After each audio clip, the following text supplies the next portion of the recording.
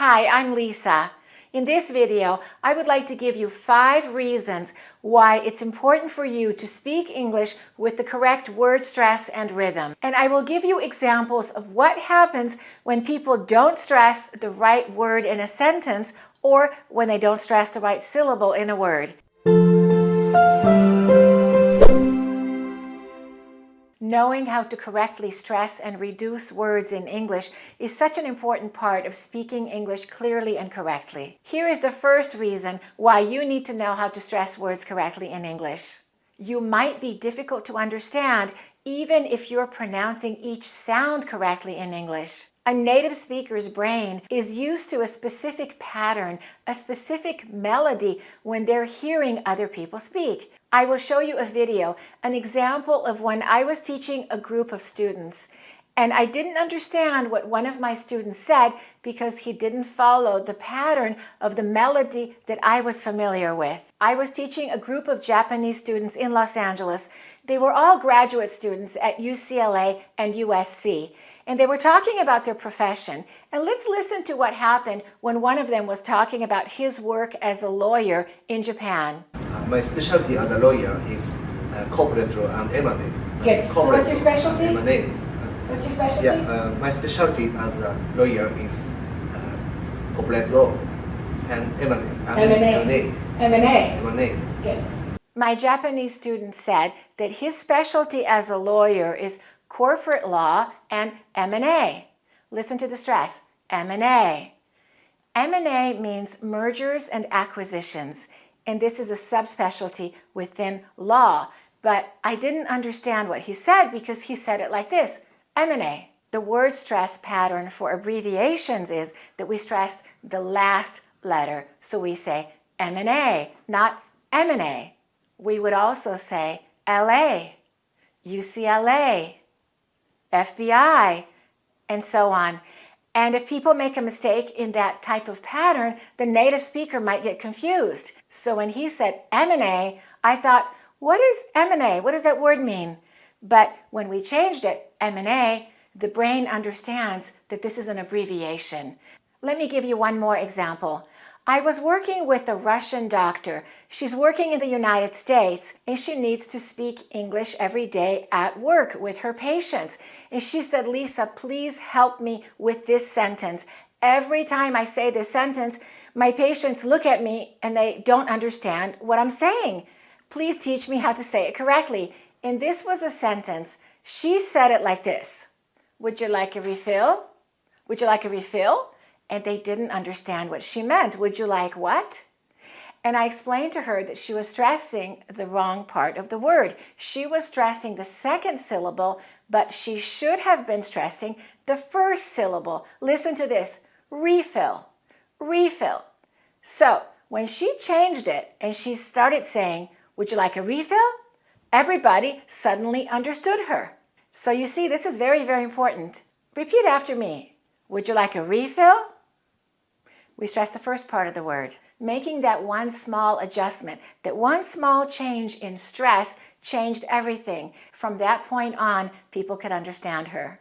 And here's the second reason why stressing the correct word is so important in English. If you stress a different word in a sentence, people might misunderstand your true intentions, the true meaning of what you're trying to communicate. Let me give you an example. Look at this sentence. I want to talk to you. 6 little words. Listen to this. I want to talk to you. I stressed I. Listen to this one. I want to talk to you. Listen to this one. I want to talk to you. And listen to the next one. I want to talk to you. All of these sentences have a slightly different meaning. If you say it like this, I want to talk to you, that means I don't want to talk to him. I want to talk to you. And sometimes that can sound dictatorial, authoritarian, angry even. Like, you're in trouble. I want to talk to you. Here's another example. Please fix this. If you say, please fix this, it's just kind of a natural sentence. It's a natural command. It's not too strong. It's not too aggressive. But if you stress please and you say it like this, please fix this, it might sound more urgent or more passionate. And here's another example. Instead of saying, do you understand? If you say, do you understand? It might sound kind of aggressive, kind of hostile. Do you understand? Do you? Do you really? Or do you understand? That's a different meaning. Everyone else understands, but do you understand? When we change the words we stress, we change the meaning. Let's get back to the first example. If you say, I want to talk to you, it's I'm the one that wants to talk to you. The other people maybe don't. I want to talk to you. The natural way would be, I want to talk to you. We would stress talk the most. That's the key word. That's the word that holds the most meaning. You can also say it like this, I want to talk to you. In that case, it means, I really do. I do want to talk to you. Don't you believe me? I want to. Why don't you think that I want to talk to you? Pay attention to this. Listen to the way native speakers stress words. In your native language, the stress could be very different. Maybe the first part of the sentence gets stressed, or maybe the last part of the sentence gets stressed. Same thing for words. Maybe the stress is often on the first syllable, and that's true of many languages. And some languages have the stress on the last syllable. That also can change the meaning. For example, if you say desert or dessert, or if you say record or record, these are different meanings of words. Pay attention to this. Listen carefully, listen actively, and try to imitate native speakers and try to follow the melody of the speech, the music of the language. And you will start to hear which words they're stressing and which words they are reducing. Let's go on to reason number 3. If you stress all words equally, your speech will probably sound boring and mechanical, like a computer-generated voice. You have reached area code 81824893321. It's difficult to listen to those types of voices. Also, your voice will not sound passionate. You will sound unenthusiastic. Let's pronounce that word. That's a difficult word to say. Unenthusiastic. We have a TH sound, and then a Z sound, and then a S sound. These three together are difficult to say quickly. Let's say them slowly first. Unenthusiastic. Let's say it more quickly. Unenthusiastic. So if you don't stress any word, you will sound unenthusiastic. You will sound like you're not really passionate about what you're talking about. Be careful about this. Maybe in your language, each word is stressed equally and each word is pronounced separately. So when you're speaking English, this is not the kind of speech you should use when you're giving a presentation or when you're on a job interview. Also, in daily conversations with people, it's nice to have passion and enthusiasm when you speak. All right, let's go on to the 4th reason. Stressing words in English will force you to slow down. If you tend to speak quickly, whether it's in your language or in English, chances are people might have a hard time understanding you. Chances are you're not stressing any word. But when we stress words, we're automatically forced to slow down. We open our mouth more and we prolong the stressed vowel sound. So when I say, I want to talk to you, that ah in talk is big, and we do it like this. Ah, I want to talk to you. I want to talk to you. Instead of, I want to talk to you. Listen, I want to talk to you. It opens your mouth, it slows you down. Let's watch another video where I was teaching that same Japanese group of students. Takehiro is an MBA student at UCLA. I was correcting him, and when he said the sentence correctly with the right stress, he sounded so much better. He slowed down and he was very easy to understand. Let's listen and then we will practice what he said. Perfect. Now, can you put the paper down and try to memorize the sentence? So what happened when you joined the recruiting event? When I joined a recruiting event in Boston, I got a chance to talk with people from consulting companies.